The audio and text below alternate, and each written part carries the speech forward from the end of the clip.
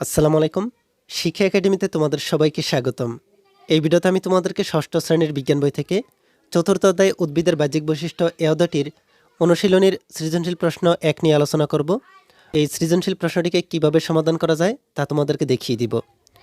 চলো তাহলে আমরা দেখে নিই কীভাবে এই সৃজনশীল প্রশ্ন ১ এর সমাধান করা যায়। তোমরা দেখতে পাচ্ছ তোমাদেরকে এই সৃজনশীল প্রশ্ন ১ এর জন্য এখানে একটা মরিচ গাছের ছবি দেওয়া হয়েছে। এই গাছটি হচ্ছে একটি মরিচ গাছ, চিহ্নিত করে দেওয়া হয়েছে। এই অংশটি হচ্ছে এ চিহ্নিত অংশ আর নিচের অংশটি হচ্ছে বি চিহ্নিত অংশ। এই গাছের ছবিটির উপর ভিত্তি করে তোমাদেরকে এখানে ক নম্বরের প্রশ্নে বলা হচ্ছে সপুষ্পক উদ্ভিদ কী। এরপরে খ নম্বরের প্রশ্নে বলা হচ্ছে বিটপ বলতে কী বোঝায়।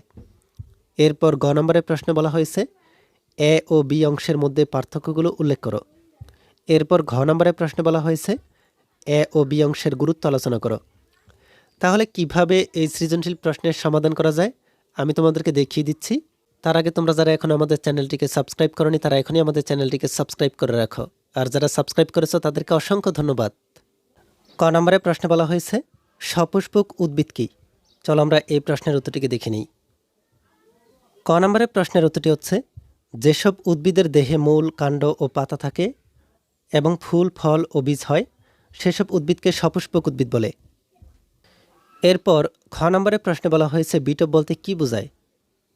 খ নম্বরের প্রশ্নের উত্তরটি হচ্ছে উদ্ভিদের যে অংশগুলো মাটির উপরে থাকে তাদের একত্রে বিটপ বলে। বিটপে কাণ্ড, পাতা, ফুল ও ফল থাকে। গ নম্বরের প্রশ্নের উত্তরটি হচ্ছে এ ও বি অংশের মধ্যে পার্থক্যগুলো উল্লেখ করো। গ নম্বরের প্রশ্নের উত্তরটিতে চিত্রের এ ও বি চিহ্নিত অংশ দুটি উদ্ভিদের কাণ্ড ও মূল। তাহলে এ অংশটি হচ্ছে কাণ্ড আর বি অংশটি হচ্ছে মূল। নিচে এদের পার্থক্য তুলে ধরা হলো। পার্থক্যটিতে প্রথমে হচ্ছে এ হচ্ছে কাণ্ড, এরপরে হচ্ছে বি হচ্ছে মূল। কাণ্ড ভ্রূণের ভ্রূণমুকুল থেকে উৎপন্ন হয় আর মূল ভ্রূণের ভ্রূণমূল থেকে উৎপন্ন হয়। এরপরে হচ্ছে কাণ্ড উদ্ভিদদেহের ঊর্ধ্বগামী অঙ্গ গঠন করে, মূল উদ্ভিদের নিম্নগামী অঙ্গ গঠন করে। 3 নম্বরে হচ্ছে কাণ্ডে এতে পর্ব ও পর্বমধ্য থাকে এবং শাখা প্রশাখা, পাতা, ফুল, ফল ধারণ করে। আর মূলের মধ্যে এই পাশে এতে পর্ব ও মধ্যপর্ব থাকে না, কেবল শাখা প্রশাখা মূল ধারণ করে। কাণ্ডের মধ্যে 4 নম্বরে এর অগ্রভাগে মূলত্রের পরিবর্তে অগ্রমুকুল থাকে। মূলের মধ্যে 4 নম্বরে এর অগ্রভাগে মূলত্র থাকে। 5 নম্বরে কাণ্ডের বর্ণ সাধারণত সবুজ অবস্থা, বিশেষ বর্ণহীন। আর এই পাশে 5 নম্বরে মূল সাধারণত বর্ণহীন অবস্থায় বিশেষে বর্ণযুক্ত হয়। তাহলে আমরা এখানে দেখে ফেললাম গ নম্বরের এ ও বি চিহ্নিত অংশের পার্থক্য। এরপর সর্বশেষে ঘ নম্বরের প্রশ্নটি হচ্ছে এ ও বি অংশের গুরুত্ব আলোচনা করো।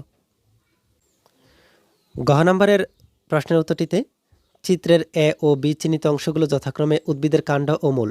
তাহলে আমরা জানি এ অংশটি হচ্ছে কাণ্ড আর বি অংশটি হচ্ছে মূল।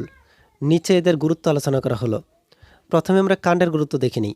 কাণ্ডের গুরুত্বের মধ্যে 1 নম্বরে হচ্ছে কাণ্ড, পাতা, ফুল ও ফল এবং শাখা প্রশাখার ভার বহন করে। 2 নম্বরে হচ্ছে উদ্ভিদের কাণ্ড থেকে আমরা আসবাবপত্র, খুঁটি ইত্যাদি তৈরি করি।